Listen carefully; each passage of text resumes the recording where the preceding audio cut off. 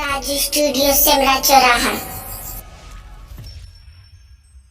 बोली है रति भगवान भोले बाबा से कि बिना पति को पति राखनिहार, बिना पति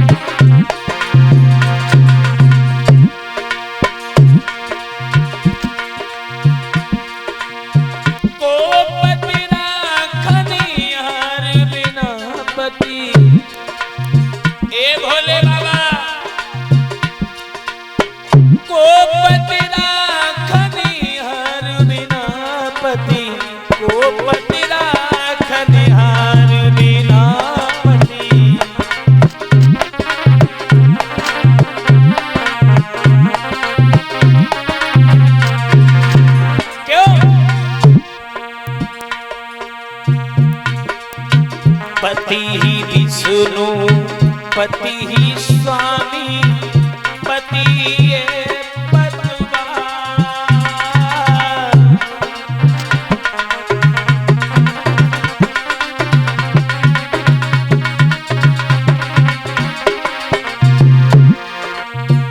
हे माता बहनों, बिना पति के संसार में सम्मान नहीं होता है।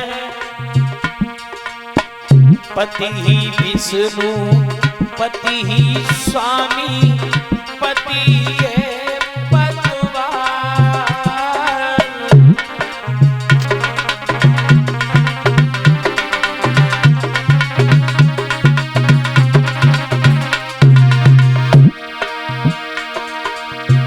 पति ही सुख में पति ही दुख में पति ही है श्रृंगार, पति को पति राखनिहार, बिना पति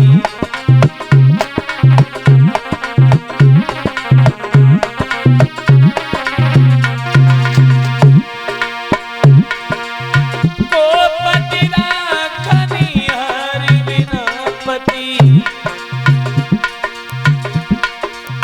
को पति राखनिहार, बिना पति पति राखनिहार, बिना पति।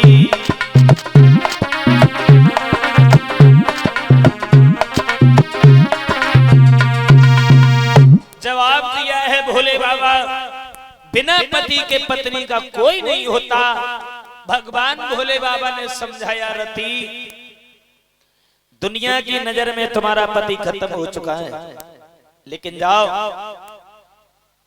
यही कामदेव जब द्वापर आएगा, कृष्ण अवतार होगा और कृष्ण के पुत्र प्रद्युम्न बन करके आएंगे, तो तुम्हारी इनसे फिर दोबारा मुलाकात हो जाएगी।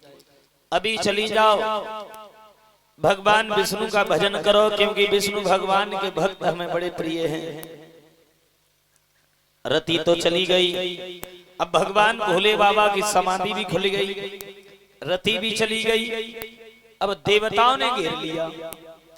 देवता कहने लगे, भोले बाबा कहिए, हमें तो बड़ा इंतजार था तुम्हारा, कोई मतलब होगा तुम्हारा। नहीं, मतलब कोई नहीं है, ऐसे ही निकल रहे थे हम लोग, तो हमने कहा भोले बाबा से मिल लें, समाधि लगाए होंगे तो दर्शन कर लेंगे, और अगर समाधि खुल गई होगी तो फिर कुछ बात कर लेंगे। बोलो।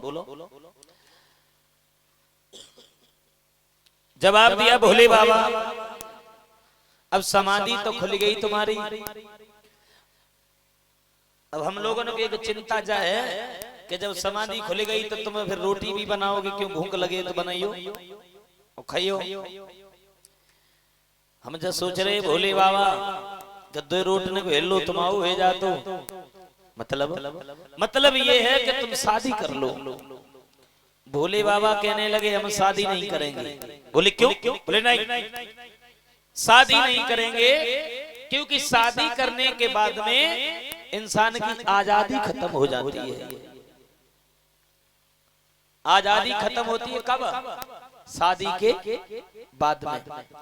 माता पिता की सेवा की बात कौन करे? आदमी अपने शरीर की सेवा नहीं कर पाता। आदमी अपने शरीर की सेवा करना भूल जाता है। और ये सही है। जो लड़का गली में क्रीम पाउडर करके घूमते, शादी के 4 साल बाद रत्ता ना चली जाते हैं, निकट जाए तो ऐसा लगा जैसे 4-5 क्विंटल वजन भरे जा रहे। ये सब कब होता है? शादी के बाद।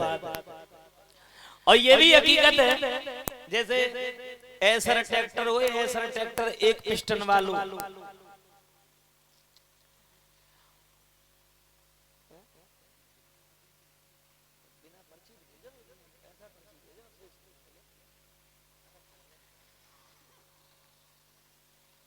ऐसर ट्रैक्टर होए और बाकी ट्रॉली में 2000 ईंटें लाद दो, 2000, और कहूं ब्रेकर फंस जाए बेचारों को, ले धच गए, फिर लिए, फिर धच गए, फिर ले, लेकिन ब्रेकर क्रैश। ऐसे ही शादी के बाद आदमी की हालत हो जाती है। वैसे एक बात कहेंगे आज के युग में, वैसे एक बात कहेंगे आज के युग में कि मान भने जन को नहीं पूछी और स्वागत सरहिद सारी के,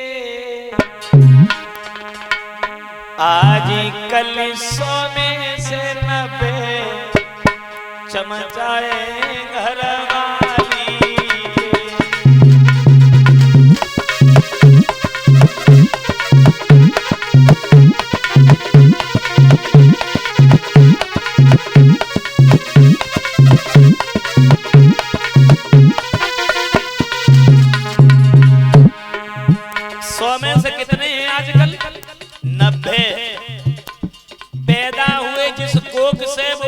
छूट जाए, भाई और बहन से रिश्ता टूट जाए, हम तो हैं औरत के गुलाम सोचा करते हैं, कहूँ हमारी प्राण में प्यारी न रूठ जाए।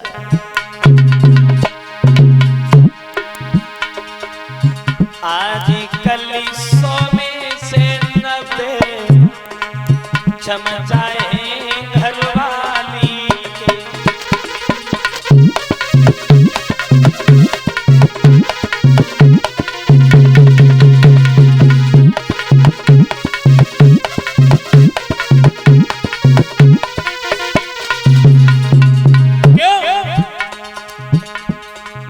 आजकल दुनिया में सबसे बड़ा रिश्ता कौन सा होता है वो भी बता दें आप लोगों को। आजकल रिश्तेदारी में नंबर 1 पे साड़ू, चाहे अनपढ़ चाहे निठल्लो चाहे लगावती होई जा।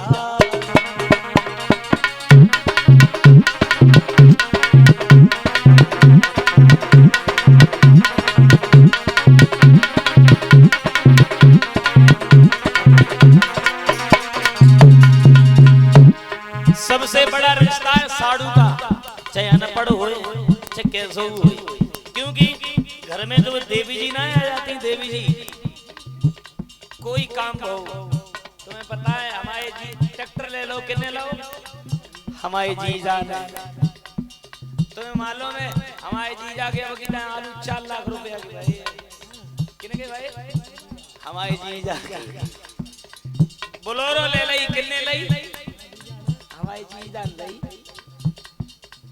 बेचारे सुबह से शाम लोग मेहनत मजदूरी करेंगे और जब घरे घुसेंगे तो हमारी जीजा ने परेशान हो जाते हैं।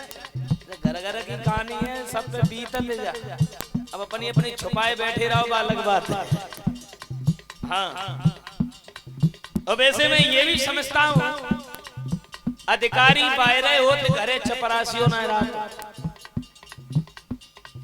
कितने बड़े शेर खां हो, लेकिन जब पत्नी के सामने पहुंचो तो मुसद्दी ही बन जाता, बोल तना है बिल्कुल। एक ऐसे ही हते लड़कन के सामने गए, बोले ए! इनकी तो दशा खराब है, इनकी पत्नी इतनी जंडेल है कि इनसे जो कहे सोई जिकत। बोले भैया तुम बोले ना है, हम कम जिद्दी है, हम अगर अपनी पत्नी से कह दें कि धूप में सूख जाए तो सूख जाएगी, हम जो कहें सोई करेगी। कह तो लंबी लंबी फेंक के चले आए, और जब घर पे आए तो लड़का 4-5 रहे, बोले चलो भैया के घरे देखे कितनो चलवा है इनको। सो घरे देखने गए, देखेगा वे देवी जी खटिया में बैठी सिंगारो कर रही, वे घरे झाड़ू लगाए रही। पास में पहुंचे, कहा भैया भाभी खटिया पे बैठी तुम जा। बोले चुप, ये बातें गांव के बाहर पुलिया गए, पुलिया करेंगे, तुम्हें नहीं मालूम शेर की सवारी दुर्गई करती है और हम का शेर से कम है। आज भी दुर्गा बनी बैठी है, तो कहने का मतलब है और जाऊं मैं यूं कुछ ऐसे शेर बैठे हुए हैं जिनकी सवारी।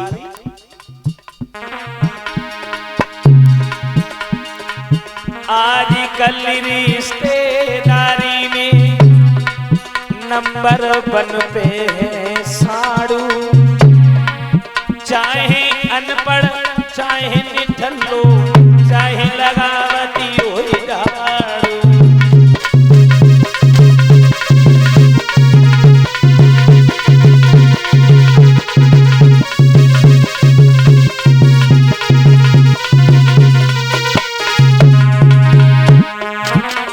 एक बात और कहना चाहेंगे आप लोगों के बीच में, मात पिता का मान किया ना जो कि पालनहार हुए, द्वारे पे ससुरा सारी के स्वागत और सत्कार किए।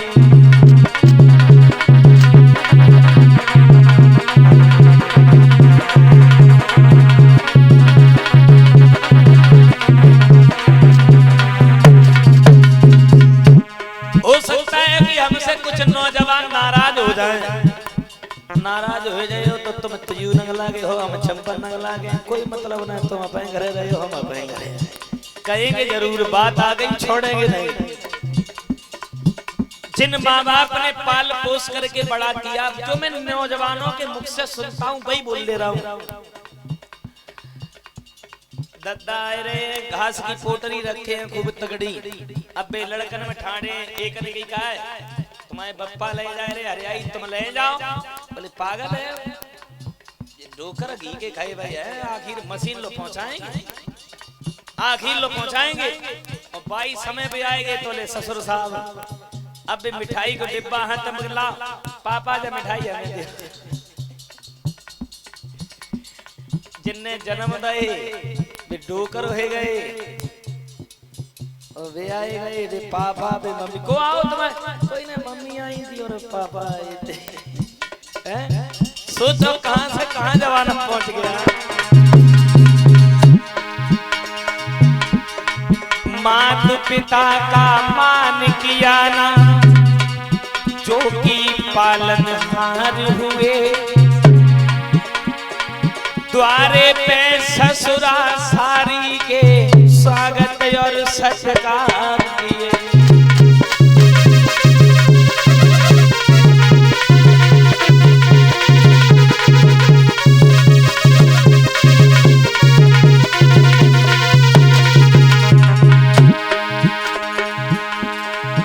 अरे भैयन से देख के बोले अब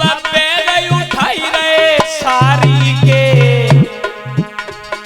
आजकल सोने से नबे चमचाए हैं घरवाली के।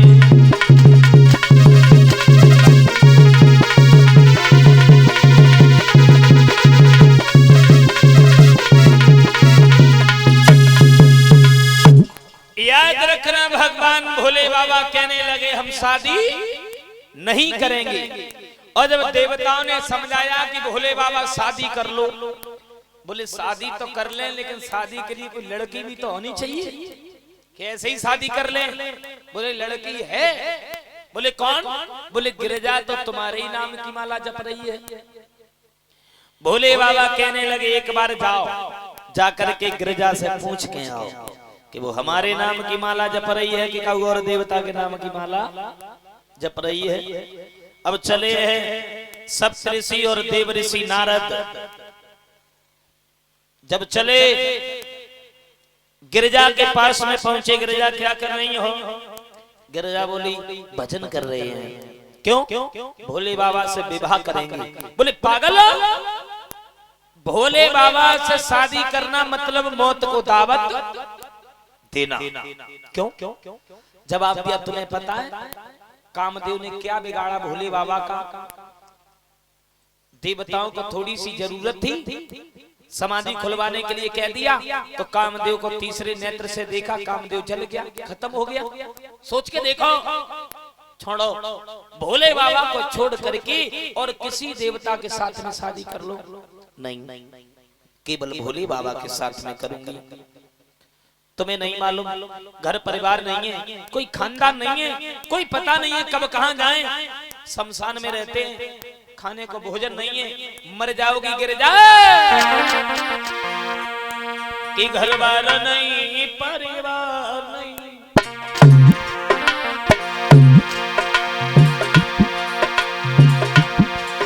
और गांव में मढ़ैया कोई नहीं, भोला जो समाधि लगाई गए तेरी बात पूछैया कोई नहीं।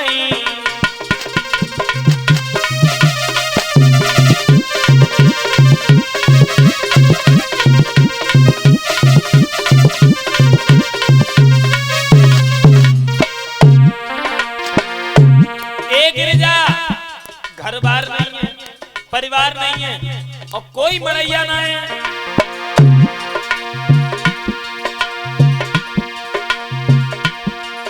घर बार नहीं, परिवार नहीं,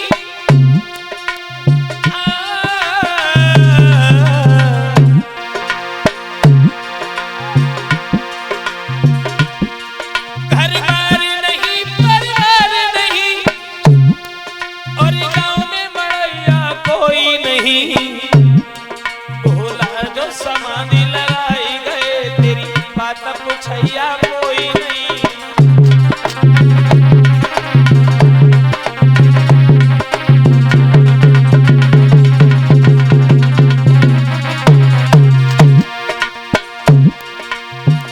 और हे गिरजा जब तक चाहा दिल से चाहा, फिर रूठे तो ऐसे रूठे, वो पिता के घर पे मरी गई बैठे ढूंढे ढूंढे ढूंढे।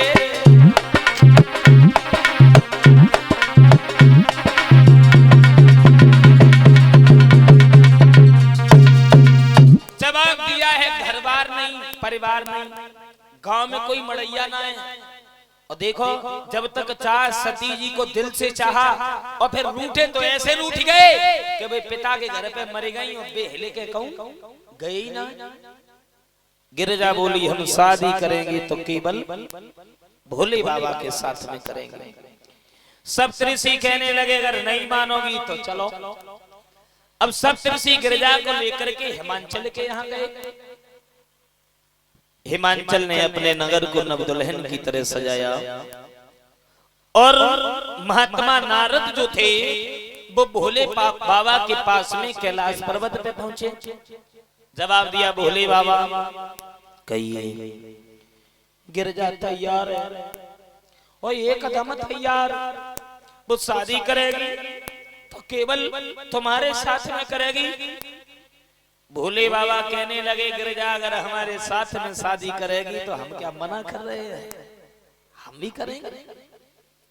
बोले भोले बाबा शादी कहूं ऐसे ही ना हो जाता, बातन के बता से ना बने, बता से तो चीनी सही बने। और जब शादी करोगे तो शादी में जरूरत बारात की भी पड़ेगी और तुम बाराती कहां से लाई हो? भोले बाबा सोचने लगे जो बात सोचने की है। जब कैलाश पर्वत पे जहां बराती कहां धरे, थोड़ी देर बैठे रहे, फिर मन में सोची कि ला हम अपने कुनबा के लोग लेके जाइए। कुनबा के लोगों को एक बात और बता दें, शादी विवाह में कुनबा के लोगों की बहुत ज्यादा जरूरत होते है, क्योंकि शादी विवाह में कुनबई के लोग सहारा बनते हैं। क्यों बनते हैं हम तुम्हें बता दें थोड़ी देर में।